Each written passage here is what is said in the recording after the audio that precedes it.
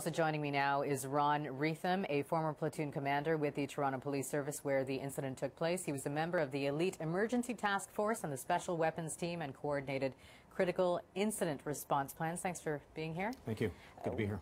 When you see a story like this, do you feel like that's happened before? Have you seen anything like this before?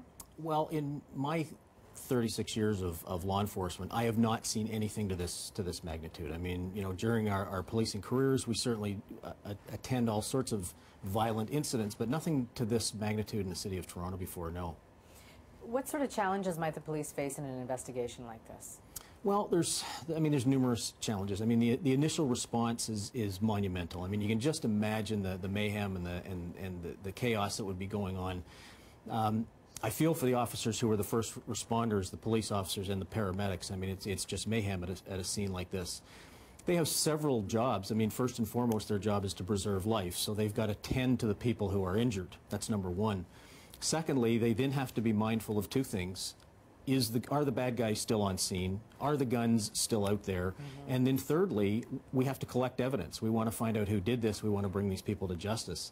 So there's that aspect of the police challenge. The second challenge is the fallout in what we see today. We just heard Bill Blair say that he's bringing officers in from all over the city to patrol this area.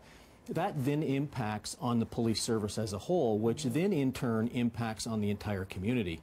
So that if another member of the community has an issue tonight, there's not going to be the police response at 8 o'clock tonight that there was at 8 o'clock last night before this incident throughout the entire city. So it's extremely challenging for the police and the community at large. This affects every member of our community. You look at 36 years, you said, gang-related incidents. Is that on the rise? Absolutely. I mean, you know, when I worked in the drug section or even in the emergency task force of the Toronto Police Service, if we found or seized a handgun, it was a huge deal throughout the whole city, and every police officer throughout the city heard that there was a gun seized out in Scarborough, and it was really something. Now the proliferation of handguns is incredible. So yeah, it's absolutely on the rise.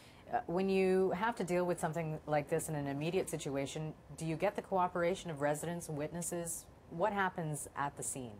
Well, it depends on the residents. I mean, there are those who want to help solve the problem, and then there are those, there are actually three segments. There are those who want to solve the problem and are doing what they can to solve the problem. There's the criminal element who don't want to obviously speak to the police, and then there's another segment of the community that feel fearful to talk to the police. They're fearful of the second group, which are the criminals, and they're in fear of retaliation. What do you think the solution is in a case like this, so that it doesn't happen again in our city? Well, I don't think we can look at a solution specifically for this case. I'm going to say that you know, the old rhetoric is that we need more police officers, and I firmly believe that. We have approximately the same number of sworn police officers in the city of Toronto now as what we did when I joined the Toronto Police Service, or the Metropolitan Toronto Police Force back then in 1976. Our population has grown. We have taken police officers from the front lines and put them in all kinds of different special units which have had to be formed over the years because of the increase in violence, such as guns and gangs. We didn't have a guns and gangs unit in 1976. There wasn't a need for it. We didn't have a child pornography unit in 1976. There wasn't a need for it. So as our society has become more corrupt, if you will, there's larger and larger demands on the police, and the numbers are not there. We need more police officers. That's one side of the coin. The other side of the coin is that guns are coming into Canada. Somehow there's access to this. Right. What's the solution there? Well, I mean, you know, Canada Border Services do everything they can. You know, I think it boils down to incidents like this.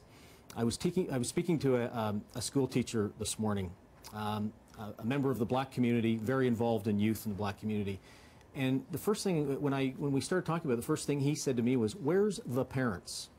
And, you know, we as a society can only do so much, but we can't, as taxpayers, pay to have the police raise our children. So it's a systemic problem. Absolutely. Yeah. Yes. Okay, Ron, thanks so much for joining us. You're most welcome.